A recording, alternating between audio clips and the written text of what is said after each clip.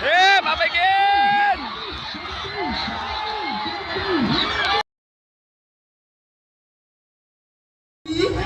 ดีสำหรับเพชรพอใช่แต่ไม่ใช่เราจะได้แชมป์เก่า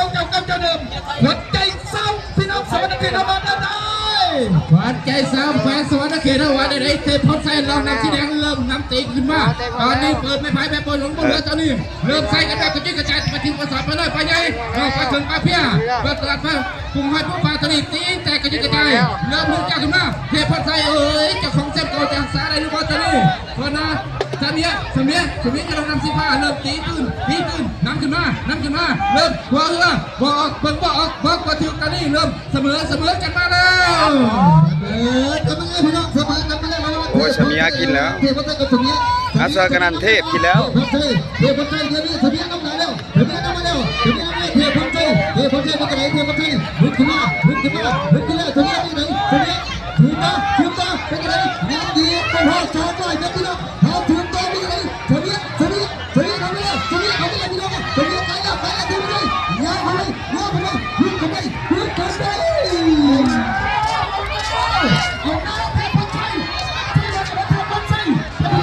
นี่ตะเขาดึง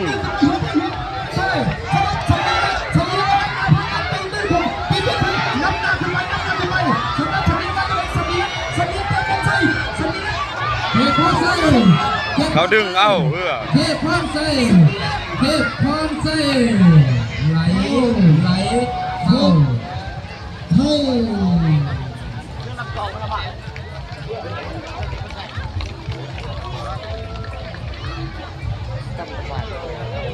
ข้าดึงขาเปิดสากตีตื้นขึ้นมาคนเทียบพักนำกันเช่นเดียวกันนำแต่กระตุ้นกระจายสรุปตุ้งพายปูนปลาทุ่งเชี่ยวปลาชิวปลาซอยปลาคบปลาบ้าปลาสีปลาพอดปลาตองใหญ่เล็กเอาปลาซิวปลาซอยปลาหน่อยปลาใหญ่ปลาถึงปลาเพี้ยปลาล้นปลาหลาดปลาจาดปลาขีมะเขือบนลงบนเรือตอนนี้นี้แต่กระจุยกระจายระหว่างบุกขาวกับบังคาดำเริ่มก้าวเข้ามาหัวเรือสมันเกิดเสมอกันมาแล้วเบิ้งก็ออกบอกมาถึงตอนนี้ต่างคนต่างใส่ต่างคนต่างบี้บุกขาวเริ่มเข้าบังคาดำสุริยเทพกับบนลงบนเรือตอนนี้เริ่มใส่เกียร์4บี้เกียร์5และเกียร์6กระดึ๊บเกียร์7เกียร์8เกียร์9เดาขึ้นมาบลิบแล้วเบิ้งก็ออกบอกก็ได้อีนี้ตอนนี้สมันเกิดเสมอกันมาแล้วพี่น้องสมองกันไปแล้วต้องถามนี่ขับอยู่เรากับเสียนะครับพี่น้องที่พูดอย่างนี้ตีดึงขึ้นมาดูเป็นตัวออกตัวไปถึงหัวข้อสมองกันมาอยู่พี่น้องโผล่กันจะเกี่ยวกับโผล่เสียงทั้งเดียวกับโผล่มาหากันจะไกลพี่น้องเอาแล้วบึ้งขามาจากไหนบึ้งขามาจากไหนคือการตี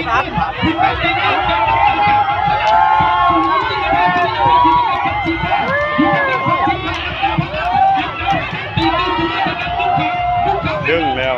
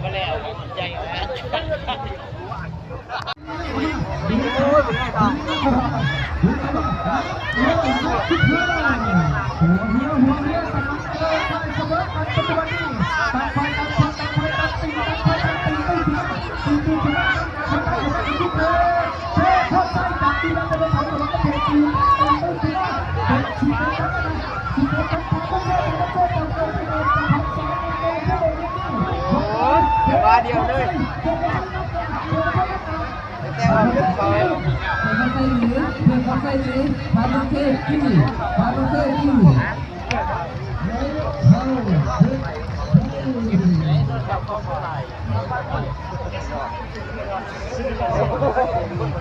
คณะกรรมการ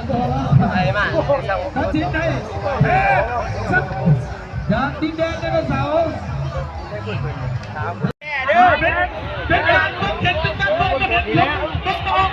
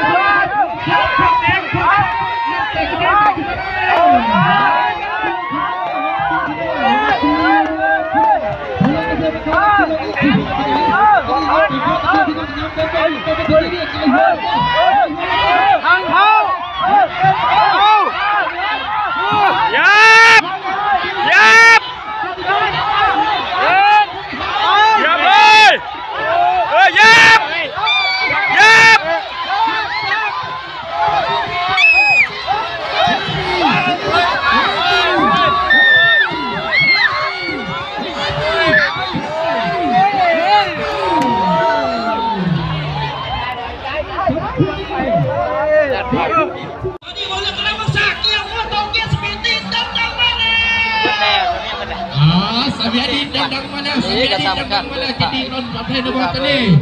เมื่อสมีดีนะสมีคำเสียอยู่เรานำสิว่าสมีอยู่เรานำสีแดงต่างฝ่ายต่างคนยกต่างฝ่ายต่างอัดต่างบีต่างฝ่ายต่างกระยี่ต่างฝ่ายต่างคนต่างเขี้ยวหัวล้มหัวล้มภาษีภาษาภาษาชีได้หันเนาะนี่แบบนี่ตายกันชีได้ทิ้งชูซีได้หันเนาะเพื่อสำคัญบริคิดขาดได้ฮะเรื่องมันจะมี3คนภาษาหาต่อบ่อยต่อซองพัดบ่อยอยากต่อเองเป็นบ่ได้เพื่อ33พัด35อะไรใหญ่เพื่อ3เก่ามาดิครับอันนับเบิ่งอันนับเบิ่งนั่นแหละคือสมียเต็งเนาะสมียเต็งนะฮะ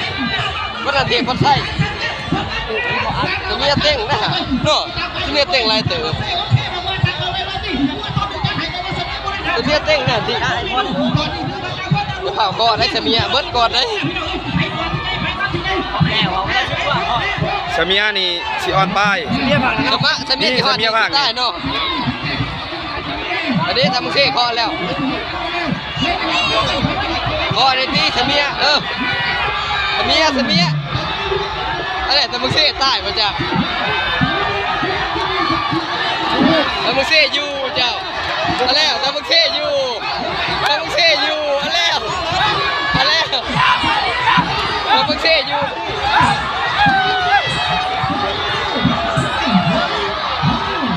ทำมึงเซ่อยู่ทำมึงเซ่อยู่เลยบอกพวกลายจะมาอยู่เห็นบอกว่าอีกอะไร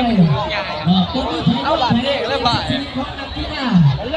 2 3 2 3 4ตอนนี้ต้องใส่รับสูตร2 2 2 2 3 6มาดิจัดหนักจัดเต็มพี่น้องหนักแต่กระจายมาด้วยเอาซอยมาซิวมาสิมาสมัครเห็นดีมากับมือพี่น้อง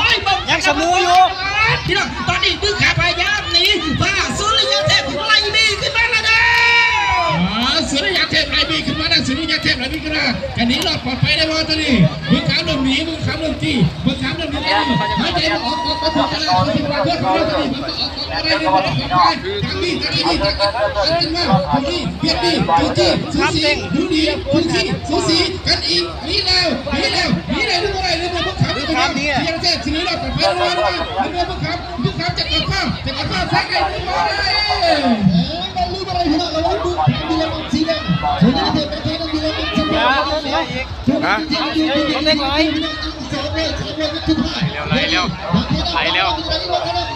ไล่แล้วเขาไล่แล้ว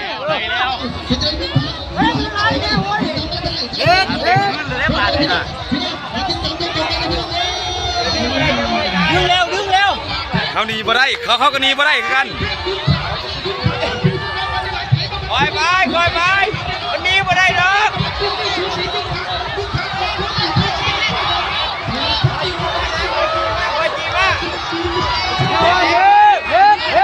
ยับ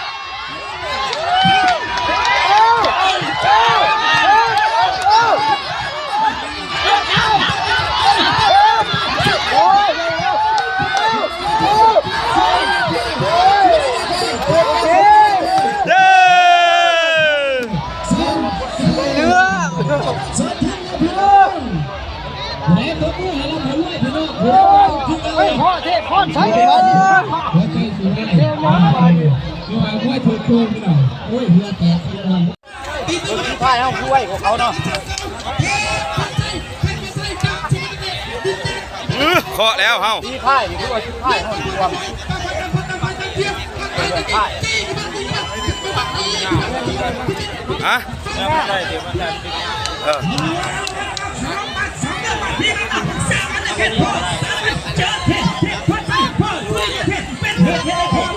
เล่นขาด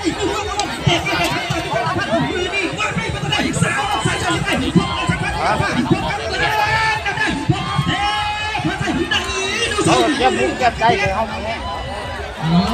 แล้ววัดกันทีเลยไอ้เนี่ยตัวนี้โดนเลยกันเทพของเซนเ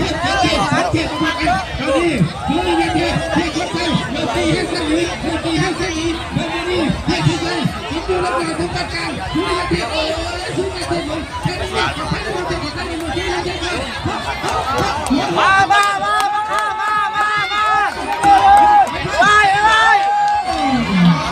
ไม่ได้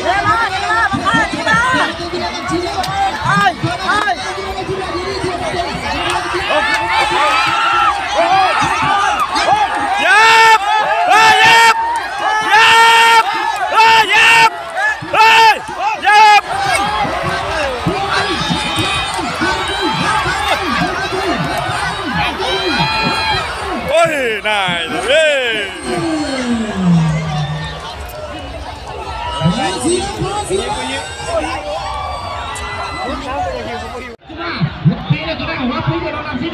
ใจกันเย็นดีจังเลย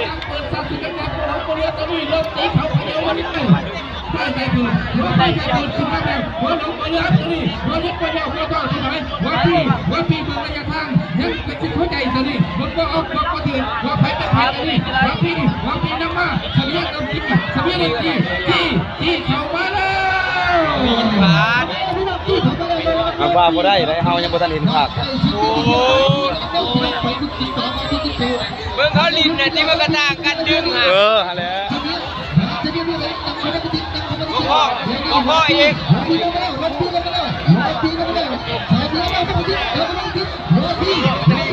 เบิ่งเขามาได้พ่อเขาดีนะยาวเลยเขาเห็นค่ะยาวเลยเขาเห็นไปโอ้โหเลย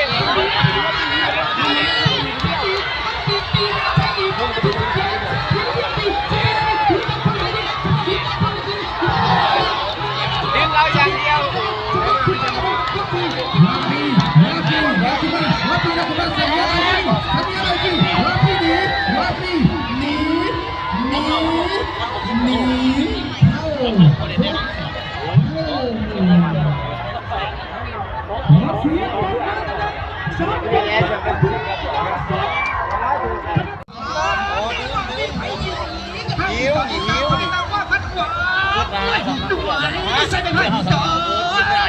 โอ้ยเขาไปเต้นชั้นนี้บ่คือดอกราคาใช่เนี่ยมันทิ้งแต่บางตัวเสียหมดเม็ดตัวนี้มากกว่าแบงของเขาคันพิษบ้านนี้ก็แบงของเขาหมดนี่ปีขึ้นมาแล้วยังตัดมือมาแล้วเสียระยะเทียบเลยในสุริยะทีตอนนี้บังคับนั้นก็ยังได้แต่เริ่มเปิดเป็นไฟเริ่มเข้าเริ่มยกทีนั้นลำบากแล้วสุริยะทีตอนนี้บังคับนั้นเริ่มทีนั้นเริ่มทีก็ยังมีไฟเริ่มไฟลุกขึ้นมาข้ากินสมัครก็สมัคร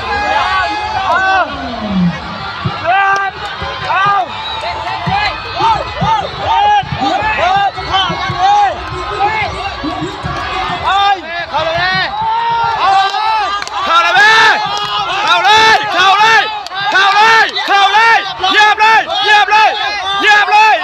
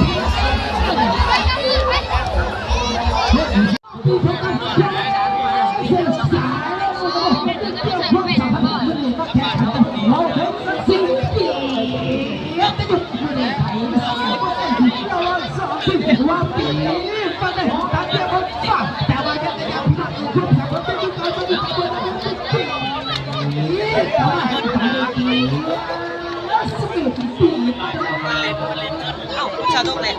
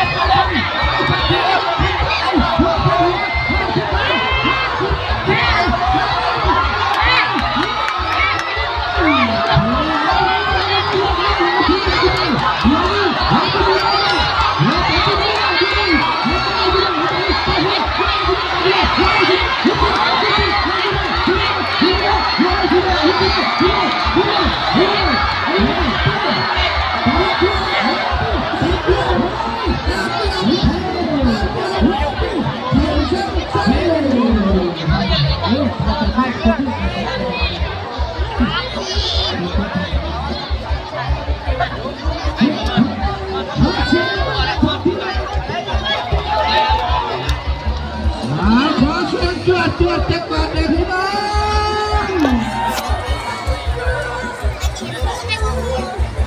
ด้วยจับไปเลยพี่น้องด้วยจับเข้าไปตอนนี้ในกรรมการตัดสินเสร็จใช่และกรรมการเสร็จใช่จ้าถึงจะดีก็ได้พี่น้อง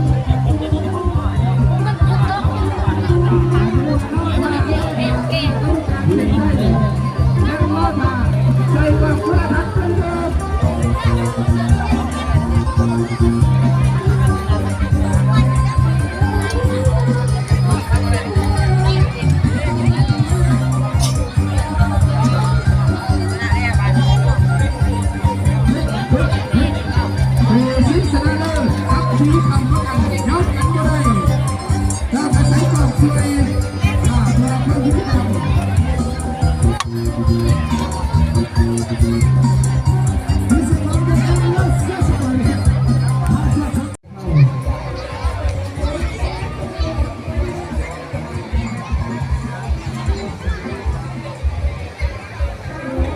คณะกรรมการผู้ทรงเกียรติมาราชาตัดสินให้รับน้ำแดงฟ้าปีเพื่อสัญชัยขอเสียงปรบมือโชว์พี่น้องเราจะถือว่าอาวังปีในอันดับที่หนึ่งได้รุ่น12สุดท้ายการเที่ยวอันดับที่2ตีเข้ากระยำสอกกระยำเข้าให้เสบียงดึงเข้าไปบอกกระนำดูตีถอยบอกกระนำเสบียงไปเลยตีไปเลย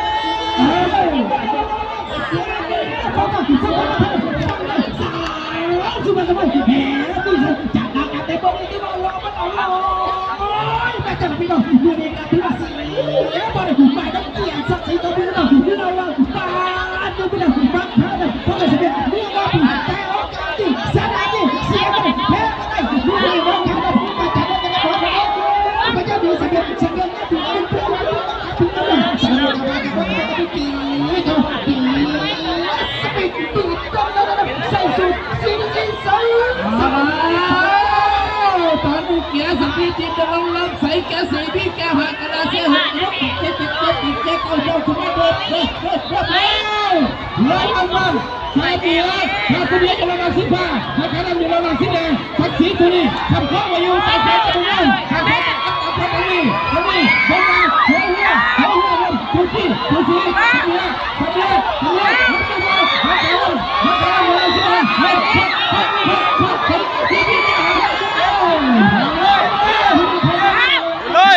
เลยสปีดเลยสปีด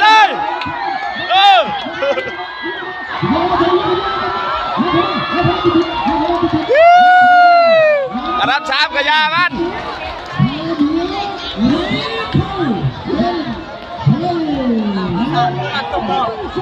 เอทีซีเอาแล้ววะตอนนี้ขันจะหนีหน่อยต่อไปทุกคนเลยนะน้ำชาเริ่มจี้มันจะเริ่มพักพักกันหนีพักกันเลยได้แต่ว่าตัวเราต่อไปทุกคนเลยขันจะหนีหน่อยต่อไปเลย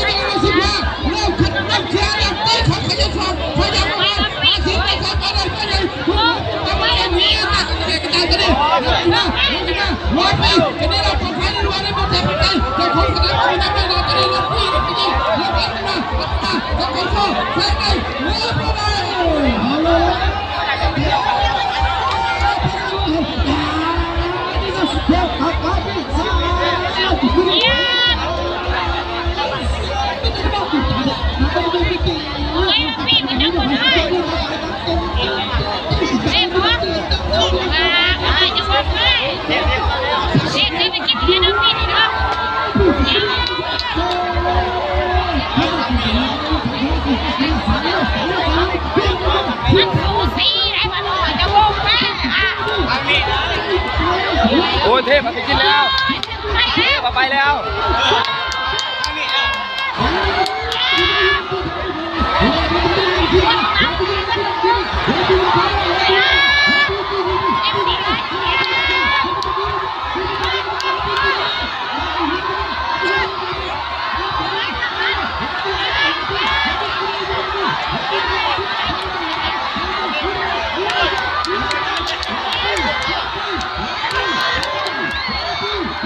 มาไปกิน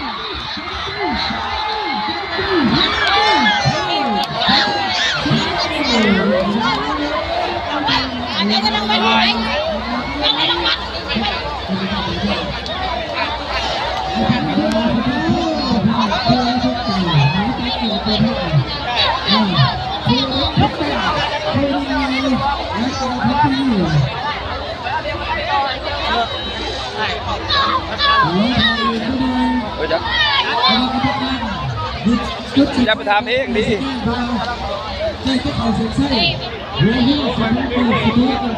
คณะกรรมการอยู่ทั้งเสียใช่ในสังกัดแล้วเรือคู่นี้คู่สิงไส้35-15แต่พอไส้6กับปีอาจจะต้องมาแข่งกันที่นี้แล้วได้ว่าการตัดสินใจเป็นยังไง